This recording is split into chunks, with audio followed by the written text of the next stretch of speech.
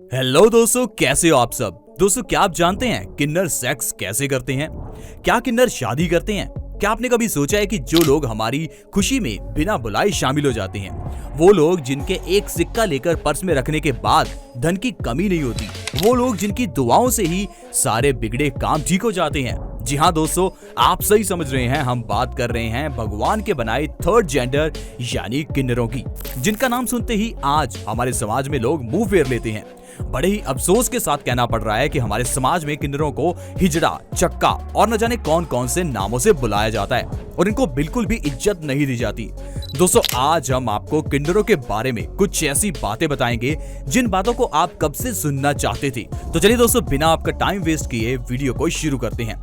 सबसे पहले हम बात करते हैं किन्नरों के अंतिम संस्कार के बारे में। दोस्तों, जैसा आप सोच रहे हैं कि किन्नरों का अंतिम संस्कार आम इंसानों की तरह नॉर्मल नहीं होता। किन्नरों के अंतिम संस्कार के पीछे कई साल पुरानी परंपरा है। जब किन्नर मर जाते हैं तो उनका अंतिम संस्कार रात के घने अंधेरे में किया जाता है। ऐसा इसलिए किया जाता है ताकि किन्नरों का अंतिम संस्कार होता कोई और व्यक्ति ना देख पाए, क्योंकि माना जाता है कि अगर किन्नरों का अंतिम संस्कार अगर किसी ने देख लिया तो मरने वाला किन्नर अगले जन्म में फिर से किन्नर बनकर ही पैदा होता है। लेकिन अगर किसी इंसान ने इन किन्नरों की शव यात्रा को छुपकर देख लिया तो उस इंसान के लिए ऐसा करना बिल्कुल भी अच्छा नहीं होता। इसलिए किन्नरों की मुक्ति के लिए रात में शव यात्रा की जाती है। आपको बता दें कि किन्नरों की शव यात्रा से पहले किन्नर को जूते और चप्पलों से पीटा जाता है। इसके बाद सभी किन्नर शव के पास खड़े होकर मरे हुए किन्नर के लिए रावण देवता को धन्यवाद करते हैं और उनसे प्रार्थना करते हैं कि अगले जन्म में वो किन्नर बनकर पैदा ना हो। इसके बाद सभी किन्नर उस मरे हुए किन्नर की मौत पर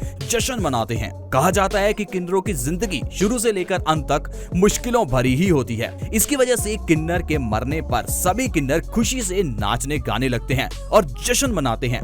किन्नर के अंतिम संस्कार के बाद एक हफ्ते तक किन्नर समुदाय भूखा रहता है और वो एक हफ्ते तक सिर्फ पानी ही पीते हैं।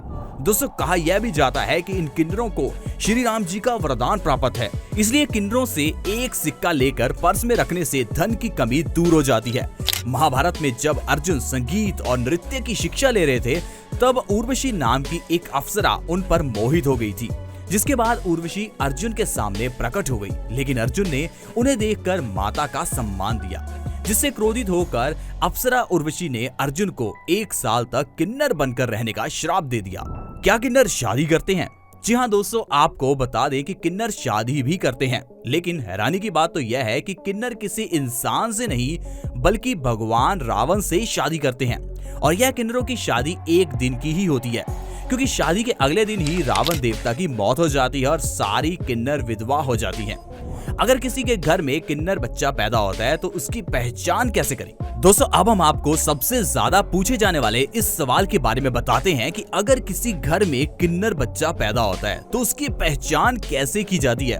दोस्तों, किन्नर की पहचान 2 तरीकों से होती है। एक किन्नर पुरुष की तरह होता है और दूसरा स्त्री की तरह होता है। किन्नरों की पहचान उनके गुप्त अंगों को देखकर होती है। पुरुष किन्नर के लिंग का विकास अच्छी तरह से नहीं हो पाता, आकार में यह बहुत छोटा रह जाता है और महिला किन्नर की योनि भी पूरी तरह से विकसित नहीं हो पाती। ऐसा कहा जाता है कि इनकी योनि के छेद बहुत छोटे होते हैं, जिसे किसी भी पुरुष द्वारा सेक्स के लिए उपयोग नहीं किया जा सकता और कई महिला किन्नर का स्तन आकार बहुत छोटा होता है। हालांकि आजकल किन्नर अपनी बॉडी में कई तरह की सर्जरी करवाकर काफी आकर्षित दिखाई देते हैं। दोस्तों, माना जाता है कि किन्नर बनने के 2 कारण होते हैं। पहला कारण, अगर रिसर्च की माने तो बच्चा गर्भ में होता है तो 2-3 महीने में बच्चे के अंग बनना शुरू हो जाते हैं। लेकिन इसके बीच अगर वो महिला किसी भी तरह की बीमारी से गुजर रही हो या फिर किसी दवाई का इस्तेमाल या सेवन कर रही हो तो महिला के अंदर हार्मोन्स का इम्बैलेंस हो जाता है, जिसकी वजह से बच्चे के गुप्त अंग पूरी तरह से विकसित नहीं हो पाते और वो अंग महिला और पुरुष का मिलावटी रूप बन जाता है। किन्नर बनने की दूसरी वजह, दोस्तों, जैसा कि आप जानते हैं कि किन्नर कभी बच्चा पैदा नहीं कर सकते, इसलिए गलत सोच रखने वाले कुछ किन्नर छोटे बच्चों को जलाकर उनके गुप्त अंगों की सर्जरी करवाकर उन्हें नपुंसक बना देते हैं। ऐसे बच्चों को समाज में किन्नरों के हवाले कर दिया जाता है और हर दिन किन्नर समाज ऐसे लड़कों और किन्नरों की तलाश में रहते हैं जो लड़के देखने में सुंदर हो या जो खूब पैसा कमाना चाहते हो। किन्नर समय आते ही ऐसे लड़कों को दबोच लेते हैं। उनके बाद यह किन्नर उनके लिंग को काट देते हैं, जिसके बाद वो लड़का कभी लड़का नहीं रहता। ना ले किन्नरों की बद्दुआ। दोस्तों, कहा जाता है कि किन्नरों की दुआ और बद्दुआ दोनों ही असरदार होती है। इसलिए किसी किन्नर की बद्दुआ नहीं लेनी चाहिए, क्योंकि इनकी बद्दुआ किसी की भी जिंदगी को नरक बना सकती है और किन्नरों की दुआ किसी भी समय को खुशी में बदल सकती है, क्योंकि सभी जानते हैं कि इनका जीवन शुरू से ही दुखों से भरा होता है और दुखी दिल की दुआ और बद्दुआ बड़ी ही जल्दी कबूल की जाती है। किन्नरों को लेकर माने जाने वाले अपशगुन। दोस्तों, बोला जाता है कि बच्चों के जन्मदिन पर किन्नरों के नाचते हुए अगर किसी पार्ट पर चोट लग जाए या फिर उनका ढोलक फट जाए, यह इशारा होता है कि बच्चा किन्नर पैदा हुआ है। इसके बाद किन्नर उस बच्चे को घर वालों से छीन कर ले जाते हैं और अपनी टोली में शामिल कर लेते हैं। दोस्तों, आपको बता दें कि जब भी कोई किन्नर समाज से जुड़ता है तो उसके स्वागत में बहुत बड़ा कार्यक्रम और नाच गाना होता है। ऐसा भी कहा जाता है कि किन्नर का जन्म वर्मा जी की परछाई से हुआ था। दोस्तों, जैसा कि आप जानते हैं कि किसी भी समुदाय का एक गुरु होता है, ऐसे ही किन्नरों के समुदाय का भी एक गुरु होता है और यह गुरु वही बनता है जो जन्म से किन्नर होता है। किन्नरों के गुरु को पता होता है कि उसके शीश की मौत कब और कैसे होने वाली है, तभी तो वो गुरु बनता है। दोस्तों, ज्यादातर किन्नर हिंदू धर्म के अनुसार ही अपनी परंपराओं को निभाते हैं। किन्नरों को भगवान श्री राम से वरदान है प्राप्त। दोस्तों, किन्नरों के बारे में बहुत सी कहानियां हैं, जिनमें से एक कहानी है श्री राम से जुड़ी हुई।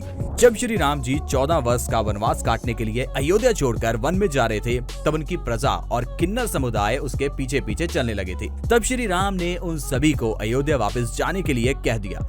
जब राम जी लंका पर विजय पाने के बाद वापस लौटे तो उन्होंने देखा किन्नर समुदाय 14 वर्षों से वहीं उनका इंतजार कर रहा था। उनकी यही भक्ति देखकर प्रभु श्री राम ने उनको वरदान देते हुए कहा था कि तुम्हारी जुबान हमेशा सच होगी और तुम जिसे भी अपने दुखी मन से बद्दुआ दोगे उसका कभी भी भला नहीं होगा, और तुम जिसको खुशी से दुआ दोगे तुम्हारी हर दुआ कबूल होगी। दोस्तों, किन्नरों का इतिहास बहुत पुराना है। किन्नरों को मुगलों के साम्राज्य में भी बहुत इज्जत दी जाती थी। उस समय किन्नरों को महिलाओं की सुरक्षा की जिम्मेदारी दी जाती थी। मुगल साम्राज्य का मानना था कि हर एक किन्नर में पुरुषों जितना बल होता है। दोस्तों, आपको जानकर हैरानी होगी, किन्नरों का इतिहास 4000 सालों से भी पुराना है। इनका इतिहास इतना पुराना होने के बावजूद भी इन किन्नरों को पुरुष और महिलाओं की बराबरी का दर्जा नहीं दिया जाता, जो कि हमारे समाज के लिए काफी शर्म की बात है। किन्नर सिर्फ खुशियों में ही शामिल क्यों होते हैं? दोस्तों, आपने यह तो नोटिस किया ही होगा कि किन्नर सिर्फ खुशियों में ही शामिल होते हैं, जैसे कि बच्चों के जन्मदिन पर या किसी की शादी होने पर। किन्नर कभी भी किसी के दुख में शामिल नहीं होती, क्योंकि किन्नरों की पूरी जिंदगी दुखों से ही भरी होती है। इसलिए परंपरा के अनुसार किन्नर सिर्फ खुशियों में ही शामिल होते हैं। दोस्तों, आज किन्नरों की संख्या पूरे भारत में ही नहीं बल्कि पूरी दुनिया में बहुत तेजी से बढ़ रही है। आज पूरे भारत में 5 लाख से भी ज्यादा किन्नर हैं। दोस्तों, एक और रोचक बात तो यह है कि किन्नरों का सपना देखना बहुत बुरा माना जाता है। इनको सपने में देखने का सीधा मतलब होता है कि व्यक्ति का आने वाला जीवन संतोषजनक होने वाला है। क्या किन्नर सेक्स करते हैं? बहुत से लोगों को यह जानने में दिलचस्पी होती है कि क्या किन्नर सेक्स करते हैं या नहीं। अगर करते हैं तो कैसे? दोस्तों, आपको बता दें कि किन्नर सेक्स भी करते हैं, लेकिन उनके सेक्स का तरीका बहुत ही अलग होता है। किन्नर सेक्स के दौरान योनि या लिंग का काफी कम प्रयोग करते हैं। किन्नर सिर्फ गुदा मैथुन, मुख मैथुन और एक दूसरे को छूकर ही सेक्स करते हैं और इनके सेक्स के दौरान कोई भी प्रेगनेंसी नहीं होती। तो दोस्तों, यह है किन्नरों के ऊपर हमारी रिसर्च। उम्मीद करते हैं हमारे द्वारा बनाई गई जानकारी आपको पसंद आई होगी। साथ ही साथ आप इस वीडियो को लाइक करके अपने दोस्तों के साथ शेयर जरूर कीजिए और ऐसे ही और इंटरेस्टिंग वीडियोस देखने के लिए हमारे चैनल को जल्दी से सब्सक्राइब कर लीजिए। See you in the next video. Bye bye.